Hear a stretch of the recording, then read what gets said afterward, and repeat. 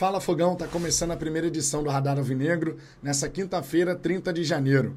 Primeiro mês do ano chegando ao fim. E o Botafogo, na sua estreia na temporada com o time principal, saiu vitorioso mais uma vez para cima do Fluminense. Essa partida de ontem no estádio Newton Santos, ela foi muito importante sob diversos aspectos. Pensando, por exemplo, no clássico contra o Flamengo no domingo, pela Supercopa do Brasil, a gente saber que o time consegue ainda fazer aquilo que fazia em 2024, muito positivo. Isso dá mais confiança ao torcedor para chegar no fim de semana, fazer um grande jogo e conseguir o resultado que a gente deseja, que é a conquista dessa taça da Supercopa do Brasil. O Leiria, ele teve a humildade de não modificar a estrutura. O que vinha sendo falado é que a gente poderia ter uma trinca de volante, mas ele acabou colocando o Lobato, que foi, na minha opinião, uma escolha acertada, mantendo a estrutura no 4-4-2, Savarino com liberdade de movimentação, e o Lobato conseguiu fazer um jogo bem interessante. Teve ali a chance de fazer o primeiro gol, deu uma enfiada de bola também para o Savarino na primeira etapa, teve bons momentos, boas participações. É um garoto, não está pronto, né, 100%, mas nesse primeiro clássico, a nível profissional, mandou bem. A gente tem aqui que reconhecer. Quem mandou bem também, mas isso já é de costume, foi o Savarino, foi o Igor Jesus, entre outros. Mas falando a respeito do Savarino, o passe que ele dá no primeiro gol do Botafogo, a enfiada de bola para o Lobato, finaliza, Fábio faz a defesa e o Igor Jesus, como um bom centroavante, acompanhando o desdobramento da jogada, coloca a bola lá dentro da casinha. Mas o passe do Savarino foi uma coisa espetacular. Passe de cinema. O nosso 10 é muito foda, irmão. Por isso que eu falo aqui, Savarino não pode sair do Botafogo. É um cara importantíssimo na construção de uma equipe vitoriosa também em 2025. Já foi peça-chave no ano passado. Para essa temporada, mais ainda. Ainda mais claro depois da saída do Luiz Henrique e do Almada. Primeiro teste da temporada, poucos dias ainda assim de preparação. A gente está falando de 2 semanas dentro de um ano inteiro que a gente vai ter pela frente. Mas foi realmente uma resposta muito legal do time do Botafogo. Muito bacana mesmo. Inclusive, essa situação da gente ter visto o time do Botafogo e tão bem nesse primeiro duelo aí da temporada, mesmo depois de tanto tempo de férias e tudo mais, né, sem jogar uma partida oficial, isso dá o tom de como o time era bem treinado em 2024 e de como os atletas assimilaram tudo que era necessário fazer do ponto de vista tático, de movimentações, de compactação, de tudo, cara, de tudo. Passou esse tempo todo e o time do Botafogo, nos primeiros minutos da temporada, já teve aí um domínio diante de um Fluminense que tem um treinador que vem desde o ano passado.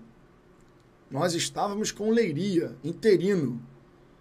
Manteve a estrutura, fez o time jogar da maneira como sabe. Enquanto isso, do outro lado, um Fluminense que sabia que era pior do que o Botafogo. Tanto é que em momento algum da partida, você viu o Fluminense assumindo as rédeas do jogo. Foi sempre o Botafogo, sempre o Botafogo. O mais curioso é observar esses reacts da vida. Num dos reacts que eu assisti, o cara comentando assim, cara, é inacreditável. O cara comentando assim, depois do gol do Fluminense, o Botafogo sentiu, depois do gol de empate do Fluminense, o Botafogo sentiu. O que eu senti foi aquele gol perdido pelo Matheus Martins, que não poderia acontecer. Uma chance incrível nossa. O Igor Jesus ganha a disputa, faz o cruzamento, Matheus Martins sozinho, soberano, o Fábio correndo pro lado de cá, ele tenta dar no contrapé, acaba jogando para fora. Mas vou te falar, se o Matheus Martins tivesse travado, finge que vai bater, né? E trava a bola, o Fábio ia passar, o gol ia ficar escancarado, enfim. Poderia ter feito o gol ali, acabou desperdiçando essa oportunidade. Muito positivo, tá? Muito positivo. Eu fico animado, mais animado, para domingo, justamente por conta desse nível de atuação que a gente teve nesse jogo, nesse clássico contra o Fluminense. 7 e contando, irmão. São 8 jogos seguidos, sem perder para o Fluminense, 7 vitórias consecutivas. E, ó, vou te falar, pelo menos mais 2 confrontos nós teremos ao longo dessa temporada. A menos, claro, que ainda tem ali um encontro no Campeonato Carioca, não parece que vai ser o caso. O Fluminense ficou para trás, a distância ainda é curta, é verdade, mas tem mais 2 clássicos pela frente, não está conseguindo apresentar um bom nível de jogo nem contra os pequenos, enfim, está se complicando. De repente o Fluminense vai para a Taça Rio agora em 2025 e o Botafogo, eventualmente, seguindo nessa batida aí de vitórias, a gente consegue a classificação para a semifinal geral.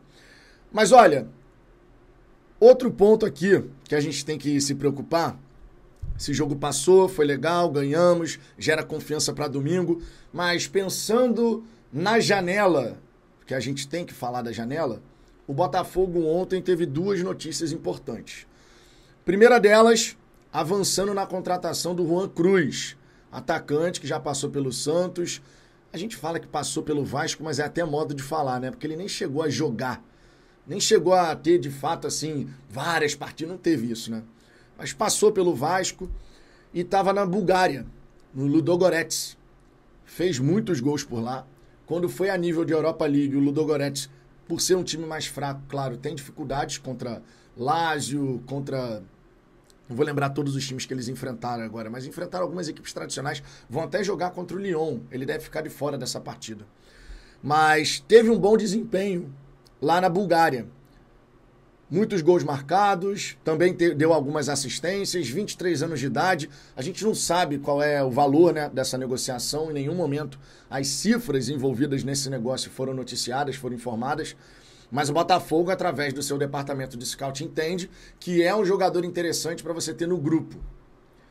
Você tem o Igor Jesus, titular, você traz um atleta para poder buscar o seu lugar ao sol.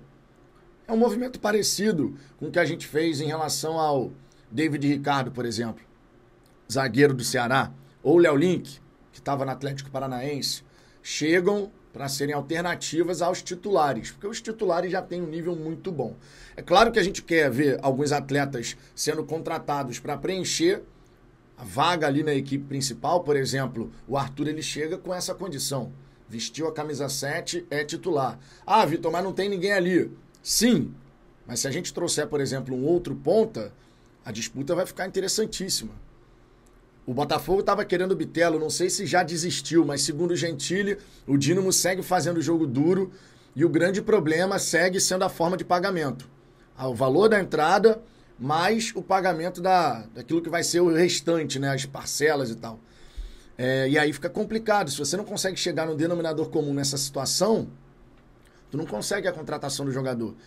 E o Bitelo seria uma contratação, no meu ponto de vista, muito importante para essa temporada, porque é muito bom jogador. Entrando numa engrenagem que vai funcionar bonitinho, meu irmão, o jogador vai agregar demais. Agora, os russos, depois dessa situação do Bitelo ter ficado aqui no Brasil, não ter se reapresentado, os caras emitiram até aquele comunicado dizendo que ele havia desaparecido, estão fazendo um jogo duro tremendo, né? É uma pena, de verdade, cara. Eu torço para que a gente tenha um desfecho positivo nessa história. Mas se você não consegue ter um diálogo, se os caras estão irredutíveis na maneira como eles querem receber pela venda do jogador, aí fica realmente complicado. Não sendo o Bitelo, vai ter que ser outro atleta. Até agora, o Botafogo, ele tem contratações ou já anunciadas ou muito bem encaminhadas. Léo Link, goleiro reserva. David Ricardo e Jair. Ontem, inclusive, tivemos informações desencontradas a respeito do zagueiro, né? Não sei se você ficou sabendo, mas um setorista do Santos comentando que o contrato com o Jair ainda não havia sido assinado e que a chegada do Neymar ao time da Vila Belmiro poderia fazer o atleta mudar de ideia. O Jair, a gente sabe, ele estava naquela dúvida, não queria muito se transferir para outra equipe brasileira, foi convencido a fazer esse movimento. Mas aí rolou esse papo aí, né? Rolou essa história. Mas, ao mesmo tempo, tivemos outras pessoas, outros jornalistas dizendo que, não, essa situação do Jair aí já está resolvida. A gente vai ter que aguardar o momento que o Botafogo vai chegar e vai comunicar. Pelo sim, pelo não. Para a gente não fazer aqui julgamentos precipitados. Peço desculpas, a minha voz está dando uma falhada, porque eu não posso gritar nos jogos, comemorar um gol. que a minha voz já fica assim. Não sei se é o seu caso, mas é impressionante. Qualquer jogo que eu vá, se eu estiver cantando e depois vibrando, gol do Botafogo, no dia seguinte eu fico assim, impressionante isso. Tem que cuidar da voz, né? Tem que cuidar da voz. Então a gente tem goleiro reserva, um atleta para se desenvolver, 24 anos de idade. Tem o David Ricardo, de 22 anos, o Jair, de 19. Você já tem a situação do Wendel resolvida, então vai chegar no meio do ano, 27 anos de idade, 20 milhões de euros.